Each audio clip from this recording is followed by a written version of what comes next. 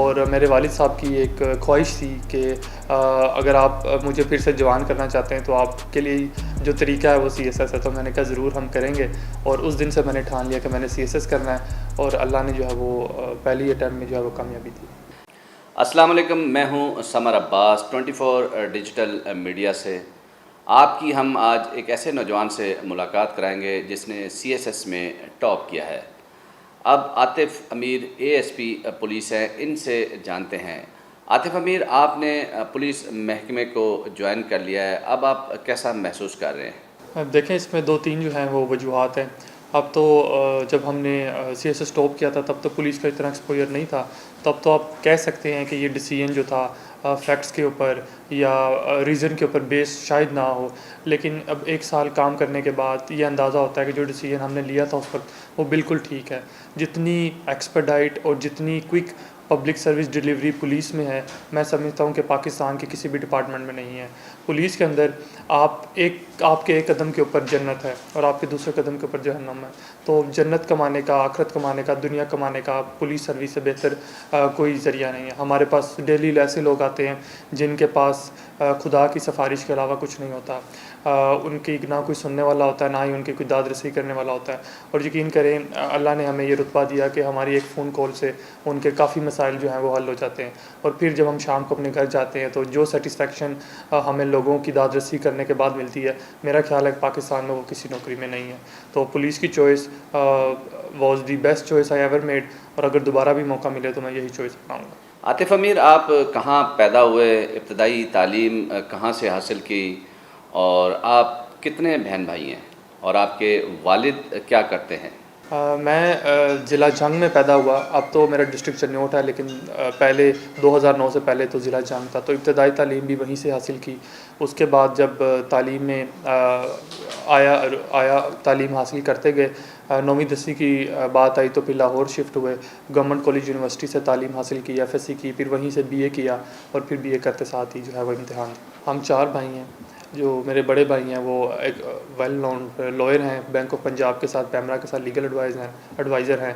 फिर मेरे से छोटे भाई हैं वो एमबीबीएस डॉक्टर हैं, अभी उन्होंने स्पेशलाइजेशन भी कर ली है। और फिर जो मेरे छोटे भाई हैं वो भी अभी पढ़ रहे हैं। मैं अपनी फैमिली में पहला ऑफिसर हूँ। तो हमारी फैमिली में ऐसे पहले कोई ऑफिसर नहीं। हमारा बस एग्रीकल्चर लैंड्स हैं, और उनके ऊपर जो है वो करते थे। वालिद साहब मेरे एक रेवेन्यू ऑफिसर थे। मैं मैट्रिक में था, ओ लेवल कर रहा था। तो एक दिन मेरे वालिद साहब मेरे पास आए, तो उन्होंने कहा कि बेटा आपने सीएसएस करना है। तो शायद ये ज़िंदगी में पहली दफ़ा मेरे दिमाग में सीएसएस का वर्ड आया। और मेरे वालिद साहब की एक ख्वाहिश थी कि अगर आप मुझे फिर से जवान करना चाहते हैं तो आपके लिए जो तरीका है वो सीएसएस है। तो मैंने कहा ज़रूर हम करेंगे, और उस दिन से मैंने ठान लिया कि मैंने सीएसएस करना है, और अल्लाह ने जो है वो पहली अटैम्प्ट में जो है वो कामयाबी दी। सीएसएस के किस मज़मून में आपको मुश्किल पेश आई, या किस में आपने ज़्यादा तैयारी की थी? सीएसएस की तैयारी कहा जाता है कि 1 साल की तैयारी है, 1.5 साल की तैयारी है। मैं इस बात से एग्री नहीं करता। सीएसएस की तैयारी आपकी लाइफ़स्टाइल है। आप जो चीज़ पढ़ रहे हैं अपने बचपन से, आप जो चीज़ सुन रहे हैं, आप जो चीज़ कर रहे हैं, आपका जो मशग़ला है वो सब कुछ सीएसएस है।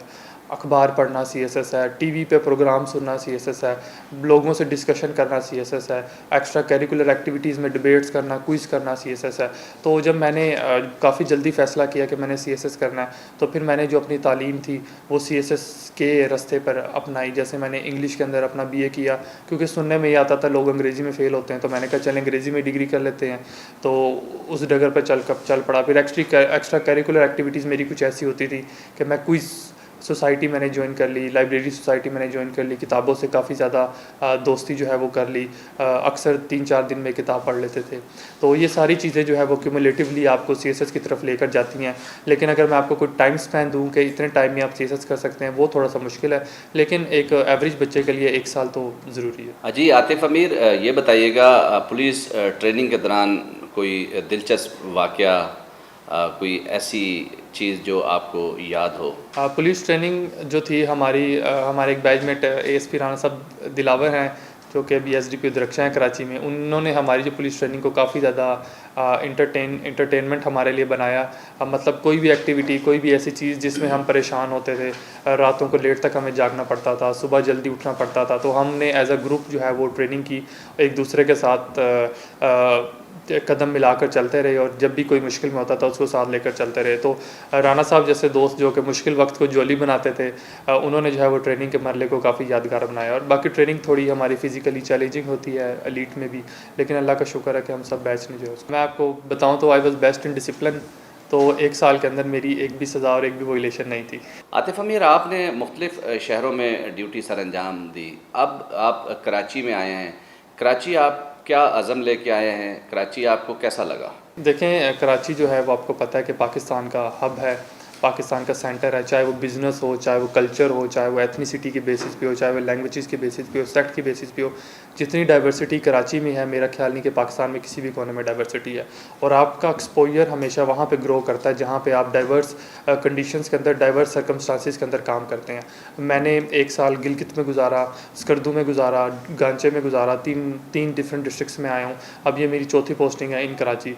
तो पिछली डाइवर्सिटी भी मैं अपने साथ कैरी करके लाया हूँ, पिछला एक्सपोजर भी कैरी करके लाया हूँ, और अब मैं बिल्कुल from rural policing to urban policing में आ गया हूँ। तो मैं समझता हूँ कि एक अच्छे प्रोफेशन के लिए, एक अच्छे करियर के लिए जितनी डाइवर्सिटी आपके करियर में हो वो आपको ग्रो करने में मदद करती है। आप डिफरेंट लोगों से मिलें, डिफरेंट एक्सपोजर लें, डिफरेंट क्राइम्स के साथ डील करें। तो कराची आने का एक मकसद ये भी है कि अपने एक्सपोजर को थोड़ा सा बढ़ाया जाए, क्योंकि ये बिज़नेस सेंटर है, उसके अलावा एथनिक सेंटर है, कल्चरल सेंटर है। तो डिफरेंट लोगों से मिलना, डिफरेंट क्राइम पे डील करना, यहाँ पे ऑफिसर्स बहुत वेल ग्रूम्ड हैं, पूरे पाकिस्तान से टॉप ऑफिसर्स यहाँ पे इस वक्त मौजूद हैं। तो होपफुली उम्मीद है कि इससे जो है वो करियर में एक अच्छा स्टार्ट मिलेगा। सीएसएस के साथ क्या आपने लॉ में भी टॉप किया था? मैंने जब अपनी सीएसएस की तैयारी स्टार्ट की तो साथ ही मैंने प्राइवेट लॉ भी स्टार्ट कर लिया। तो अल्लाह ने करम किया कि मैं उसमें भी पंजाब में सेकंड था, और मैंने लॉ का प्रोफेशन भी जो है वो प्रोफेशन ऑफ लॉर्ड्स उसको टॉप किया।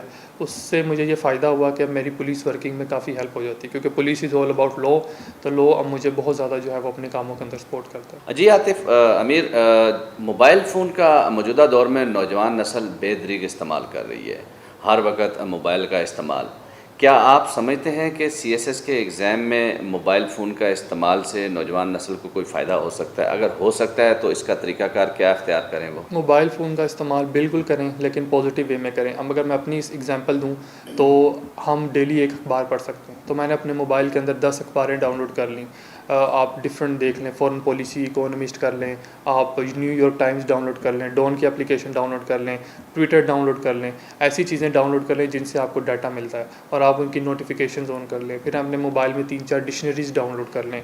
कोई डिफ़िकल्ट वर्ड नज़र आता है तो उसको डिक्शनरी से कंसल्ट करें। फिर अपने मोबाइल में वर्ल्ड मैप डाउनलोड कर लें। अपने मोबाइल में ऐसी चीज़ें डाउनलोड करें जो आपको इन्फॉर्मेशन देती हैं। तो अगर आप 24 घंटे भी मोबाइल यूज़ करते हैं, लेकिन आप इन पर्सपेक्टिव्स के ऊपर यूज़ करते हैं, उन चीज़ों पे यूज़ करते हैं जो कि आपकी सीएसएस जर्नी में आपको हेल्प करती हैं, जो या कि आपको ओवरऑल आपकी प्रोफेशनल या आपकी एकेडमिक चीज़ों में आपको हेल्प करती हैं, तो मैं कहता हूँ मोबाइल से बेहतर साथी नहीं है।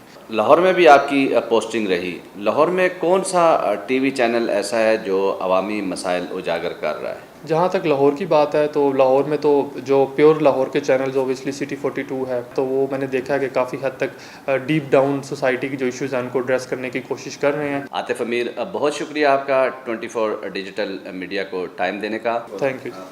आतिफ अमीर का कहना है कि नौजवान नस्ल आला तालीम हासिल करके ही मुल्क और कौम का नाम रोशन कर सकती है। समर अब्बास को इजाज़त दीजिए। अल्लाह हाफिज़।